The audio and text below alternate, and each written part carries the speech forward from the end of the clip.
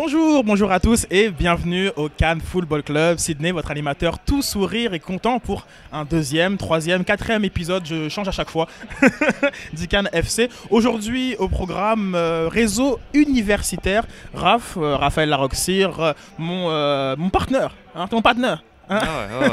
Avec qui on va parler de football universitaire, des puissances dans le réseau soccer universitaire québécois et canadien. Donc la saison s'achève, Raph. Est-ce que tu peux nous faire un petit peu de topo sur les puissances actuelles dans le circuit?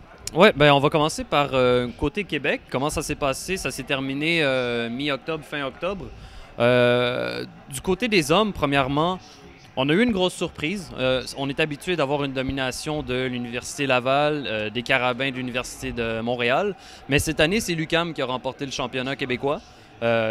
Premièrement, une demi-finale 2-0, victoire contre McGill. Une grosse victoire. McGill qui avait quand même eu une pas pire saison également. Et ensuite, la finale 1-0 contre les Carabins de l'Université de Montréal. C'est une grosse victoire de l'UQAM. C'est le premier titre depuis 98 pour la bande à Christophe Dutart. Donc bravo. Et c'est une demi-finale puis une finale remportée par Jeu Blanc aussi. Ça vaut la mention. Donc c'est, j'imagine, une très forte défensive du côté de l'UQAM. Et l'UQAM se retrouve maintenant en championnat canadien. On est déjà rendu à la finale. Malheureusement, l'UQAM ne fera pas la finale cette saison. Ils ont remporté leur quart de finale 2-1 contre l'Université de l'Alberta. Ensuite, les demi-finales qui se jouaient hier, ça a été très, très chaud. Ça s'est joué jusqu'au 7e tir de barrage contre McMasterville, mais l'UQAM s'est incliné 3-2. Alors, la question que va sûrement se poser nos auditeurs, c'est quel est le niveau des équipes québécoises comparativement au reste du Canada? Est-ce qu'il y a matière à débat? Disons que du côté canadien, on est toujours chez les hommes là, pour l'instant, mais du côté canadien, la dernière fois qu'une université québécoise a gagné, c'était Laval en 2009. Laval a toujours eu un bon groupe. La plupart des joueurs qui jouent aussi pour le Royal Beauport. Au niveau plus amateur, mais c'est une équipe quand même qui fait les championnats canadiens aussi au niveau amateur. Donc c'est un gros groupe de joueurs. Mais reste que les universités championnes des dernières années, par exemple UBC, l'Université de la Colombie-Britannique, a remporté les 2 dernières éditions du championnat canadien. Donc là, ils ne seront pas de la finale par contre, donc on va avoir un nouveau champion.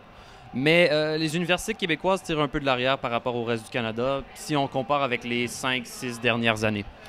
Un autre point qui m'intéresse, c'est comment rendre la Ligue universitaire plus attractive, quand le niveau de jeu est assez élevé. Comment la rendre plus populaire, selon toi? Est-ce que tu aurais des petites pistes?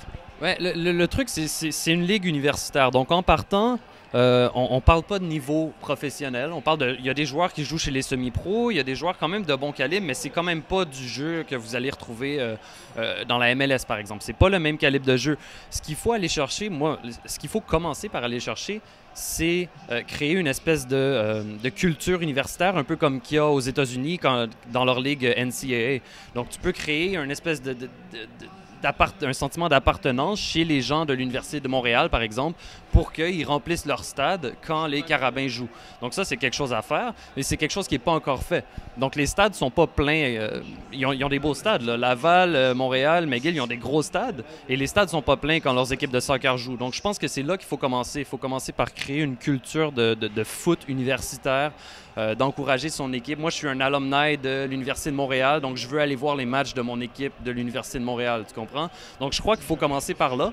Ensuite, si tu réussis à remplir tes stades avec tes groupes étudiants, alumni, staff et tout, là c'est plus facile pour pousser chez la population générale. Super. Si vous avez des idées justement pour rendre la Ligue universitaire plus attractive, laissez-nous, envoyez-nous des commentaires, puis on ne manquera pas de rebondir dessus. On va finir cette capsule consacrée aux hommes sur ça, donc envoyez-nous vos commentaires, dites-nous comment on peut rendre la Ligue universitaire plus intéressante, et puis rentrez-nous dans un prochain épisode pour parler des femmes. Merci, au revoir.